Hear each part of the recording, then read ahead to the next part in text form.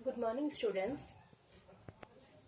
पिछले क्लास में हम लोगों ने पृथ्वी की आंतरिक संरचना के संदर्भ में भूकंपीय तरंगे जो अप्रत्यक्ष प्रमाण है, इनके तहत पृथ्वी की आंतरिक संरचना कैसी है, इसका अध्ययन हम लोगों ने किया। भूकंपीय तरंगे मुख्यतः 3 प्रकार की होती हैं: P wave, S wave and L wave. इन तीनों तरंगों का हम लोगों ने अध्ययन पिछले क्लास में किया है एवं इन्हीं भूकंपीय तरंगों के आधार पर इन्हीं तीनों भूकंपीय तरंगों के आधार पर पृथ्वी की जो आंतरिक संरचना है उन्हें 3 भाग में विभाजित किया गया है, जिनमें फर्स्ट है भूपटल, मेंटल एंड कोर। इन तीनों परतों का अध्ययन आज हम लोग करेंगे। फर्स्ट है भूपटल, द क्रस्ट। यह पृथ्वी का सबसे ऊपरी एवं पतली परत है, जिनकी औसत मोटाई 33 किलोमीटर मिलती है। महाद्वीपीय भागों में जो कॉन्टिनेंटल पार्ट है, वहां पर इनकी जो मोटाई है लगभग 40 किलोमीटर के लगभग मिलती है। देखिए, ये सब आप लोगों को याद रखना है। आप ध्यान से लेक्चर को सुनिए। क्रस्ट जो है पृथ्वी का सबसे ऊपरी भाग है और यह परत काफी पतली है, जिनकी औसत मोटाई जो है 33 किलोमीटर मिलती है। महाद्वीपीय भागों में इसकी मोटाई 40 किलोमीटर और जबकि महासागरीय भागों में जो ओशियनिक पार्ट है, वहां पर यह लेयर काफी पतला हो जाता है। वहां पर जस्ट ये 5 to 10 किलोमीटर के मध्य ही मिलता है। भूपटल के सबसे ऊपरी परत में जो रॉक्स टाइप है, वो परतदार चट्टानें पाई जाती हैं, जिनकी मोटाई लगभग जो है 4 किलोमीटर से भी कम मिलता है। और ठीक इसी परतदार चट्टानों के नीचे जो है ग्रेनाइट जैसी रवेदार चट्टानें पाई जाती हैं। यदि हम लोग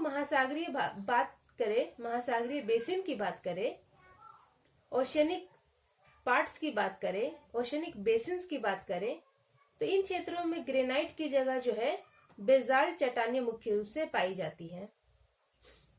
जो कॉन्टिनेंटल पार्ट है, वहां पर परतदार चट्टानें, उसके नीचे जस्ट ग्रेनाइट चट्टान, और जस्ट इसके ऑपोजिट जो ओशियनिक बेसिन्स है, वहां पर बेसाल्ट चट्टानें पाई जाती हैं। यदि हम लोग देखें तो भूपटल को भी 2 भाग में विभाजित किया जा सकता है।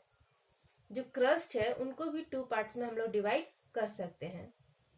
फर्स्ट जो अपर लेयर है, जहां मुख्यतः ग्रेनाइट चट्टानें पाई जाती हैं, जिससे कि महाद्वीपों का निर्माण हुआ है, और इस परत में सिलिका और एल्युमिनियम 2 मुख्य तत्वों की प्रधानता पाई जाती है, और इसलिए इसे सियोल, सिलिका और एल्युमिनियम को मिला के सियोल नाम इसे दिया गया है, जिसका औसत घनत्व जो है 2.7 के आसपास मिलता है। और यदि ठीक इसके नीचे की परत की बात करें, हम लोग क्रस्ट की ही बात कर रहे हैं, सेकेंड लेयर की बात नहीं कर रहे हैं। क्रस्ट को ही 2 सब डिवाइड किया गया है, 2 सब डिवीजन में इसे डिवाइड किया गया है। तो इसके नीचे की जो परत है, बेसाल्ट चट्टानों की अविच्छिन्न परत पाई जाती है, मतलब यहाँ वहां बिखरे हुए पाए जाते हैं, और जिसके द्वारा जो है महासागरीय सतह, ओशियन फ्लोर का निर्माण हुआ है। और ये जो बेसाल्ट चट्टानें हैं, जो महासागरीय सतह है, यह मुख्य रूप से सिलिका और मैग्नीशियम, ये सिलिका और मैग्नीशियम से मिलकर बना है, और इन्हीं 2 तत्वों की प्रधानता के कारण इसका नाम सीमा रखा गया, और इसलिए इसे सीमा कहा जाता है, जिसका जो है एवरेज डेंसिटी 3.0 के आसपास मिलता है। सेकेंड जो मेन लेयर है, मेंटल।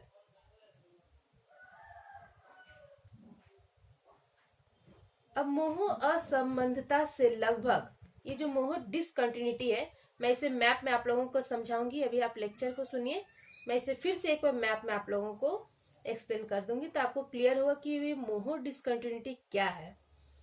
तो मोहो असमानता से लगभग 2900 किलोमीटर की गहराई तक मेंटल का विस्तार मिलता है। ये सेकेंड लेयर है। और पृथ्वी के समस्त जो आयतन है उसका 83% एवं जो द्रव्यमान है मास, उनका लगभग 68% भाग जो है मेंटल का बना हुआ है। मेंटल का जो ऊपरी भाग का घनत्व मिलता है, मेंटल का जो अपर पार्ट से उनका डेंसिटी जो है 3 से 3.5 एवं जो उसका निचला भाग है उनका घनत्व जो है 4.5 से 5.5 के आसपास मिलता है।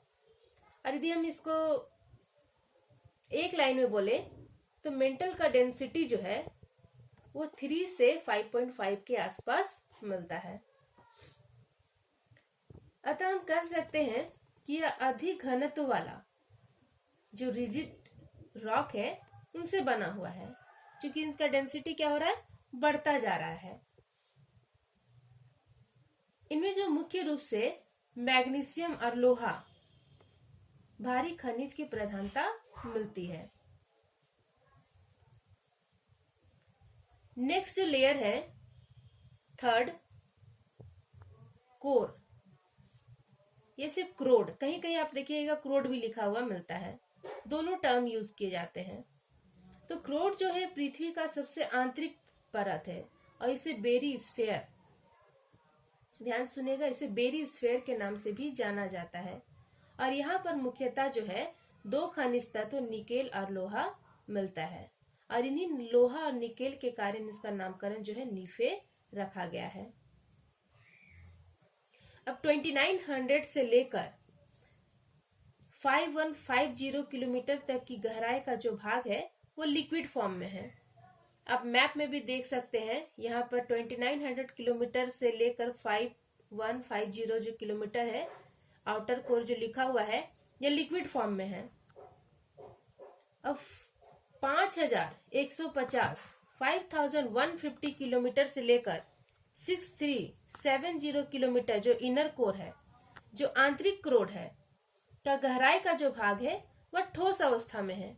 अब आप कह रहे होंगे कि इसके ऊपर का भाग जो है, हमने कहा कि लिक्विड फॉर्म में है, उसके बाद जो है आंतरिक भाग है वो 5150 किलोमीटर के बाद ये ठोस अवस्था में कैसे हो गया? इसको भी तो होना चाहिए लिक्विड फॉर्म में। तो यहाँ पर मुख्यतः जो है बहुत अधिक दबाव बढ़ जाता है, क्योंकि गहराई के साथ क्या है, टेम्परेचर भी बढ़ता है, गहराई के साथ घनत्व भी बढ़ता जाता है, गहराई के साथ दबाव भी बढ़ता जाता है। और यही कारण है कि अत्यधिक दबाव के कारण जो है गैसें ठोस अवस्था में परिवर्तित हो गई हैं। कोर का जो अधिकतम तापमान है, जो सबसे आंतरिक भाग है कोर, उसका जो अधिकतम तापमान मिलता है 5500 डिग्री सेल्सियस, 5500 डिग्री सेल्सियस के आसपास यहाँ का टेम्परेचर मिलता है, जो कि बहुत अधिक है। एवं घनत्व जो है 13 के आसपास मिलता है। भूपटल से भूगर्भ की ओर जाने पर गहराई के साथ तापमान क्या होता है, बढ़ता जाता है, जिसको कि हम लोग पिछले क्लास में भी हम लोग स्टडी कर चुके हैं। और प्रति 32 मीटर पर 1 डिग्री सेल्सियस की दर से टेम्परेचर में वृद्धि होती है। हालांकि गहराई के साथ तापमान की वृद्धि की दर जो है घटती जाती है। भूगर्भ में अब इतना अधिक तापमान कहाँ से आया? तो इतने अधिक तापमान, मैक्सिमम टेम्परेचर का जो प्रमुख कारण है दबाव और रेडियो सक्रिय पदार्थों का विखंडन है। जो रेडियो एक्टिव एलिमेंट्स है, डिफ्यूजन के कारण जो है यहाँ पर टेम्परेचर जो है अधिक मिलता है। नेक्स्ट वीडियो में हम लोग इसको फिर से एक बार डिस्क्राइब करेंगे। आसानी से समझने के लिए मैं एक डायग्राम के थ्रू आपको समझा दूंगी कि किस तरह इसको हम लोग अच्छे से समझ सकते हैं और किन तत्वों से मिलकर बना है। Thank you.